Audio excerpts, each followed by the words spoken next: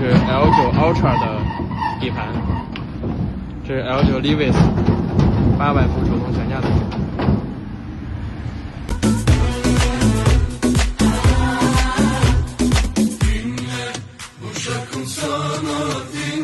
Videoni boshida bunday haligi Li9 mashinasi qiyshayib yurdi-yu, o'sha mashinani biz sovg'iga qo'yganmiz. Li9 avtomobilini yangi chiqayotgani, tekis o'tib ketgani Li9 Levis avtomobili. Va bunday oyog'ini ko'tarib turib kichikka o'xshab. O'sha ham Li9 Levis avtomobili. Lekin bizdagi hozir u emas, keyingi o'yinga sovg'iga qo'yib beramiz.